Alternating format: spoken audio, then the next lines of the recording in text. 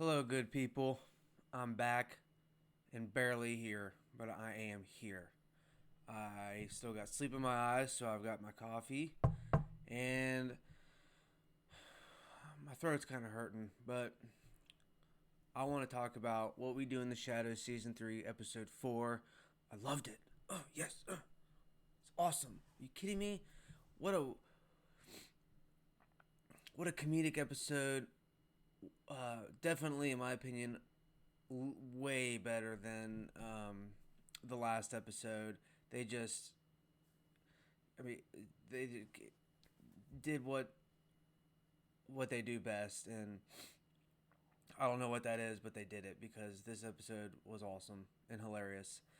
Very some really good comedic moments, hilarious gags. You know, we we have a reoccurring side character that comes back into the frame. We learn little quirks about our four vampires and a little bit about Guillermo. Um, so it was all around just a good episode, a good ending. For as short as they are.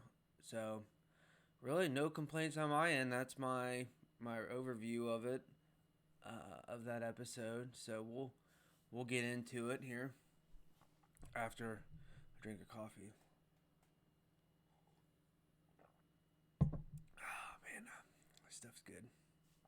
So our gang is going to Sin City, baby. Heck yeah. And where do you think Sin City is? Not the original Sin City. We are going to Atlantic City. That threw me for such a loop. I'm like, them talking about Sin City and then Atlantic. I'm like, maybe it's called Sin City 2. I don't know. Not what I was thinking, but we're going to Atlantic City.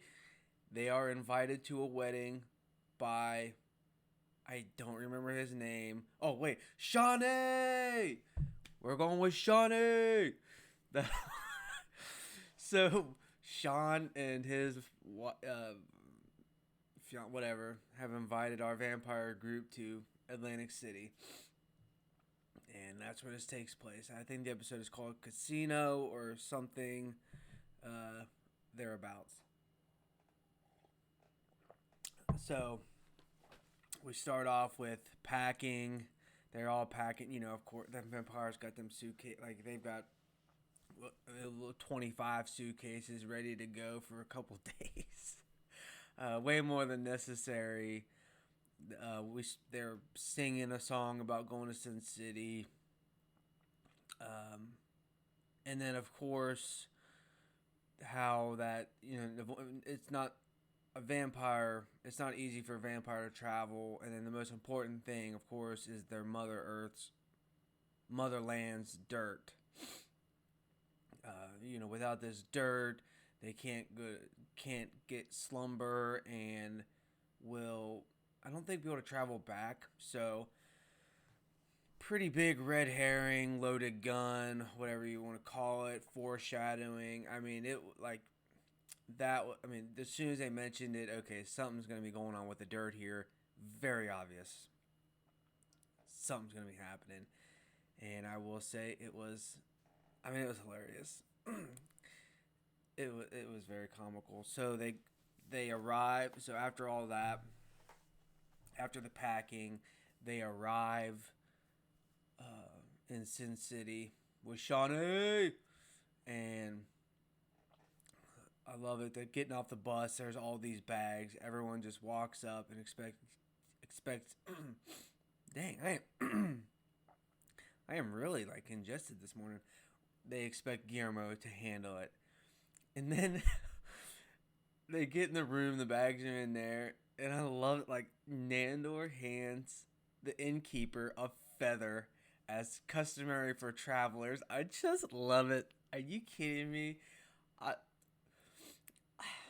I love these moments where they just show that these vampires are just have no idea what's going on in this present time. They are still stuck in the past, whatever year that may be, 1800s, I don't know.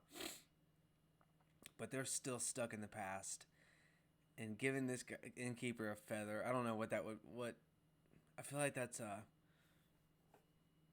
like a witcher. I don't know, like an innkeeper thing. I don't know what time period that would be. I'd love if you know, let me know.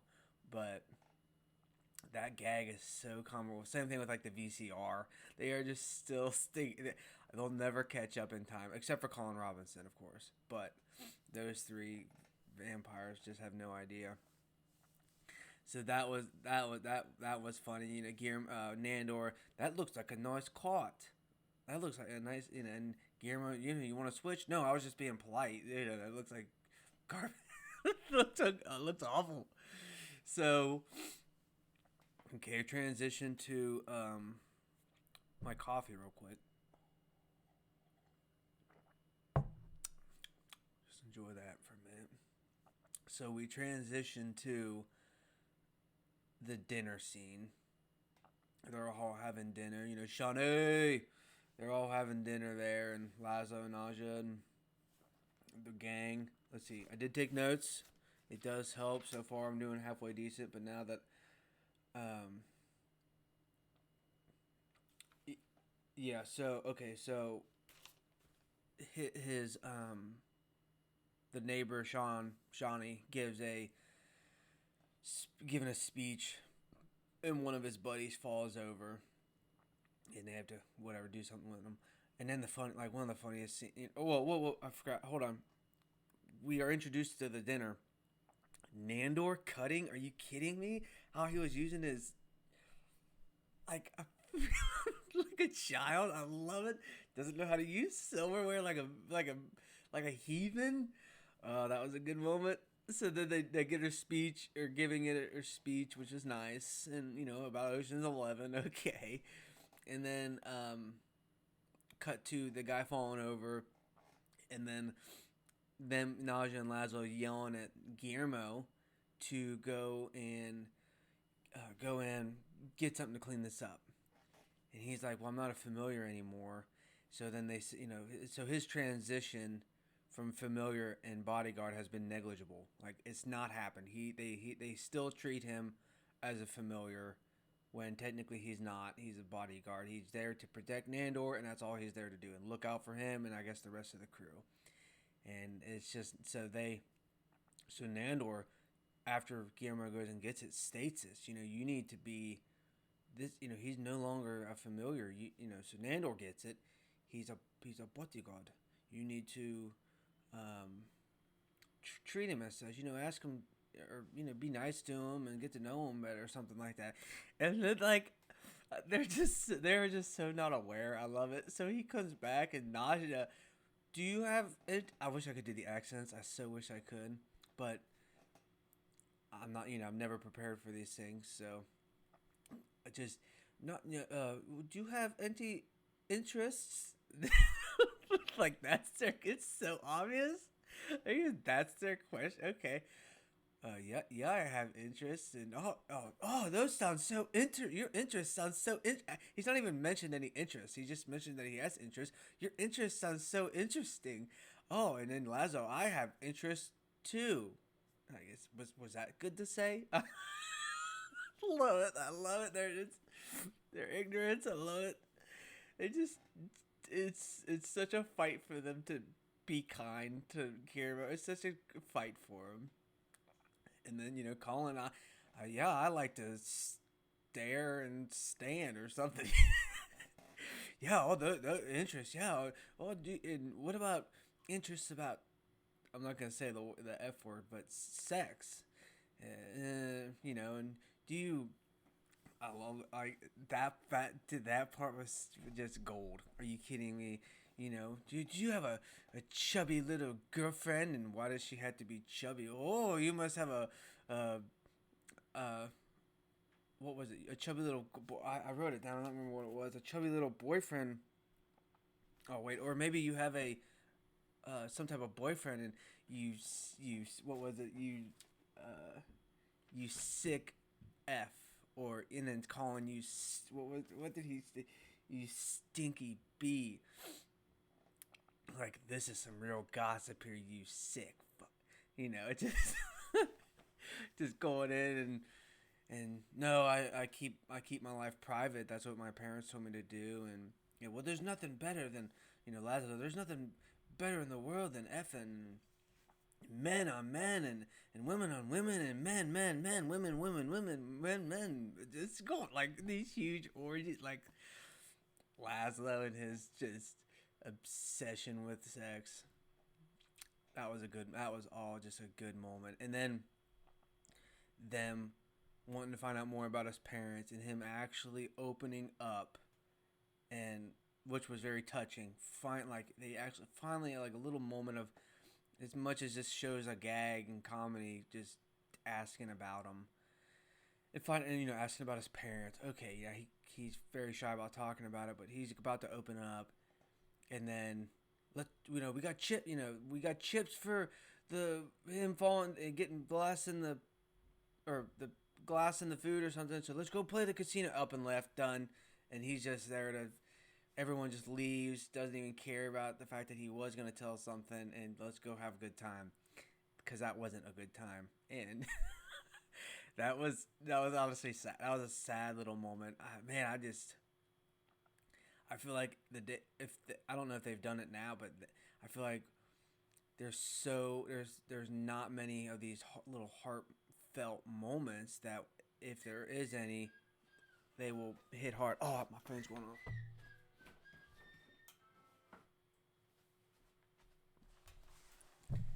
Yeah, if there is any of these moments, that they will hit hard. So, oh, you know what that means? There's a coffee break. So now we're at the casino playing games. Naja is gonna go to see her Rat Pack that obviously isn't there. She just cannot tell the difference, and I love it. I love that. Um, Nandor playing his Big Bang uh, Bazinga! I love it. Oh, I got three Rajas and a Leonard. Oh man, dude, that's so funny. It took me a minute, but then once I got, I'm like, that's just comical. So him like doing that, and then Colin Robinson doing his energy vampire thing, and playing cards or black whatever he's playing, and talking about a boxing game, and them all falling asleep, and finally, I don't really know how to play these cards. It's in my right to look them over. His energy vampire shtick is gold. Like, they just pick all these like peeves. Like, I don't know what it is, but the writers just pick all these little things that, yeah, that would annoy the absolute tar out of me if I were to um, if I were to actually experience that. They just pick the most annoying things they could possibly find, and I can only imagine. Like, I love it. So everything just, they're so good at it. They're so good at finding those little things to annoy. Let's see. Let me look through, see if there's anything like specific. Um, the feather. Let's see. Dinner. Yeah. Transition from bodyguard. Are you? Yeah. So then we get to. Okay. Yeah. Because I had to like re um, rewrite down a couple other things so I can make sure I got the order right for sure. So it is okay. Yeah. Okay. Good. I'm glad I looked over it. I almost forgot this. So they're all playing slots, and Guillermo says, it's time for slumber. They get kind of cranky when they can't sleep. So I need, as a bodyguard, I need to make sure that they get their nighty night. I love it. Dude? I love this. Guillermo treating Nandor like a child. Nandor, it's time to go nighty night. I don't want to. No, you can't make me. Give me more quarters, more quarters. I need more quarters. It's time for nighty night, Nandor. No. Like, okay, dude. So he finally gets him up and he pulls him over. What's that machine, dude? Just like a child. I did love it. This show is This episode just it was a constant stream of funny material. It's just constant. So they get upstairs and they're all slumbering. They're all going to sleep and I can't slumber. They're all in bed and it's daytime or whatever. I can't slumber. Colin Robinson, Nandor. Colin Robinson, can you slumber? No, you've asked me. I cannot sleep. And Nausea from the can you slumber in there? And Lazo, I can't slumber either. And find out that okay, here we go. Here's the loaded gun. It's been shot. The dirt is gone. Holy cow! So let me make sure. Yeah. Okay. So the dirt's gone, and gags ensue. They're gonna lose their powers. They're not gonna be able to get back home. Laszlo transforms into a bat and goes into a swallow or something. The lamest bird of all, which is funny. And so I think transition to like the wedding, and they're all just probably feeling like I am now. They're just drained, and they're at this wedding, and it's been the pages. We've been turning the pages off the calendar. It's been weeks since we've had the drop of slumber. Obviously, Colin Robinson perfectly fine. I love it. I don't know if he if he has a weakness. What is it? But them guys just nausea. It's just this is pain. It's been weeks, and then Colin. It's been 14 hours since they've had slumber. This is how they get. Meanwhile, that's what I forgot to mention. They have sent Guillermo on this quest where he's going to face enemies and he's going to do all this stuff in order to get the dirt back, which involves, back in the day it might have been bad, but going on an airplane, going to a beach, getting dirt, and coming back. And Guillermo, he's all smiles. He's having the time of his life, going to Europe. Everyone else is utterly drained. So, okay, I think I'm gonna make a review as long as the episode. But I love the show. I love talking about it, so that's why. Whatever, I don't care. So, more gags ensue. I completely skipped the part as well about them going up to Shawnee and getting money from him to pay for Guillermo's trip. Yeah, so Laszlo eventually starts feeling bad about that. Yeah, so pretty much, all those gags were all. Just them and Nausea trying to get money to, I guess, repay or to help. I don't remember the order, but her going to a rat pack and thinking they're gonna give her money when they're not the same people. And then eventually just threatening their lives for $300.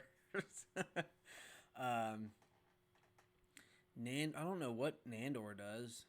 If he does anything to try to get money, I think he goes back to slots. Oh yeah, he goes back to slots with Colin Robinson, and I've always wondered what is it? Why is it called the Big Bang Theory? And the funniest thing. Well, that's how the universe was created. So then they got this not this montage, but this next scene. Him, Colin Robinson drawing on the walls. It's just it's the little moments I had to appreciate here. Drawing on the walls of this universal, how Earth was created. Pan over to Nandor, thinking it's the Discworld. Being on. I've not read Discworld. Yeah, Discworld. I've not read by Larry. Not Larry. I've not read it. So the author's on the tip of my tongue, and I got one of the books I think on my shelf. If I can just pull it off my tongue. What is it? It's right there. I can't think of it. Being on a land that's on top of 4 elephants, that's on top of a turtle for 750 years. That's what Nandor's thought of how the world's been created. So Colin Robinson is just utterly enlightening Nandor about the different, so that leads to Nandor having a philosophical or existential episode here where he's just, what is my life worth? Like, what's it worth being a vampire, staring off into the night over the city lights? What is why? And everyone's just crumbling under the lack of sleep. Finally, I love it. Like one of the Guillermo gets back into the hotel room and it's a disaster. Nandor's on the chair. What is my life has no meaning. The best, just I love it. My life has no meaning. Colin Robinson is just the best part. They won't let me watch my favorite show with the sound on. Like, I would laugh. I think I laughed out loud at that moment. It was because they referenced his show that he likes to do, that he likes to watch it. They won't let him watch it with the sound. God, what a great moment. And then Laszlo feels bad about taking money from his Shawnee and Nausea about the Rat Pack being a fraud. Their dirt comes back. They get to sleep. They get to slumber. Guillermo comes up with a plan to get the money back. And so I think this is kind of. I feel like this is like an Ocean's 11 reference here, kind of how it was earlier, but now it's like come full circle. So they come up with this god awful, horrible plan. Like, well, you'll find out if you. Jeez, the plan? Are you kidding me? They're gonna get all their money back. Nandor's going to hypnotize one of the boxers that's in this ring. Laszlo's going to hypnotize one of them. Nandor's going to place a bet during the fight, whatever round. Nausea is going to use her incredible singing voice to trigger the hypnosis. And Jesus, are you kidding me? Like, I was not expecting that. That was brutal.